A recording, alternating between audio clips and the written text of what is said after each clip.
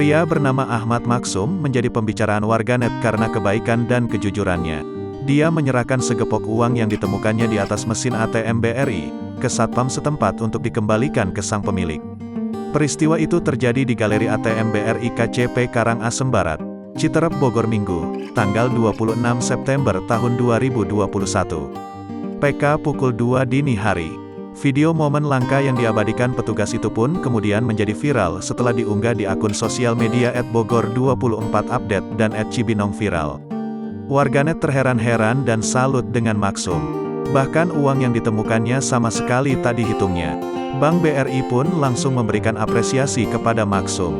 Identitas Ahmad Maksum belakangan diketahui setelah tim BRI melakukan penelusuran berdasarkan transaksi yang terjadi.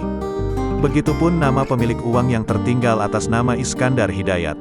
Kami ingin menyampaikan terima kasih sebesar-besarnya kepada Bapak Maksum karena kejujurannya telah mengembalikan uang itu kepada satpam yang bertugas, kata Ibnu Wibowo, pimpinan cabang pembantu KCP Karangasem Barat, Citerep, Bogor.